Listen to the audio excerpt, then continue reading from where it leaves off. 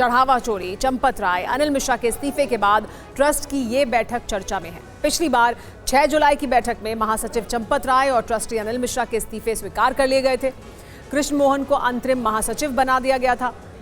लेकिन आज की बैठक बहुत अहमियत रखती है। जी बिल्कुल, और आज की बैठक में कृष्ण मोहन को स्थायी महासचिव बनाने, खाली ट्रस्टी पदों को भरने और ट्रस्ट का पहला मुख्य कार्यकारी अधिकारी यानी सीईओ नियुक्त करने पर चर्चा हो सकती है।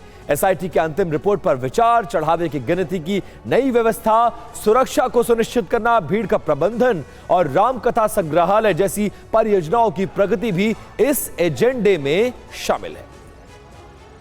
तो श्री राम जन्मभूमि तीर्थ क्षेत्र ट्रस्ट की आज 2 अहम बैठक है। ट्रस्ट की कार्यकारिणी की पहली बैठक होगी दोपहर 3 बजे राम जन्मभूमि परिसर में ये बैठक होगी। इसके बाद 4 बजे मणिराम दास छावनी में होगी दूसरी बैठक। ट्रस्ट की बैठक में सबसे अहम फैसला सीईओ की नियुक्ति पर होगा। ट्रस्ट के 3 खाली पदों को भरने पर भी फैसला संभव है, तो सीईओ की नियुक्ति पर फैसला हो सकता है। और जो 3 पद खाली हो गए हैं ट्रस्टी में, जो ट्रस्ट के सदस्य थे उनके जो पद खाली हुए हैं उनको भरने को लेकर भी फैसला संभव है। 2 अहम बैठकें हैं और दोनों बहुत अहमियत रखती हैं।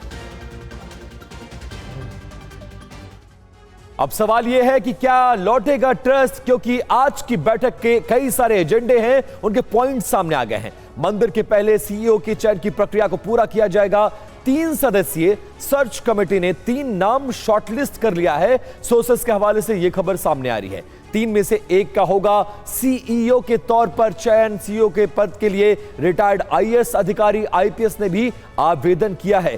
ट्रस्ट में खाली 3 ट्रस्टी पदों को भी भरने पर इस बैठक में फैसला होना है। चंपत राय, अनिल मिश्रा के इस्तीफे के बाद 2 पद खाली है, जबकि विमलेंद्र मोहन प्रताप मिश्रा के निधन से तीसरा पद खाली हुआ था, जो एक लंबे समय से खाली है। बैठक में चढ़ावा चोरी की एसआईटी रिपोर्ट पर भी चर्चा संभव है। मंदिर में चढ़ावा गिनती की व्यवस्था की समीक्षा भी इस बैठक में की जाएगी। ट्रस्ट की सभी 5 प्रमुख समितियों के पुनर्गठन की भी तैयारी में सरकार है। मंदिर की सुरक्षा व्यवस्था को लेकर भी चर्चा संभव है।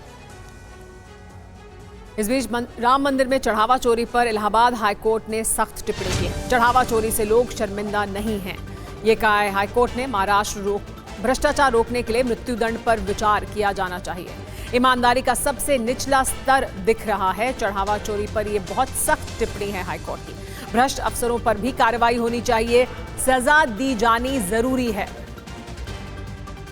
ईमानदारी का सबसे निचला स्तर और सजा मिलनी जरूरी है, ये तक कह दिया गया है हाईकोर्ट द्वारा।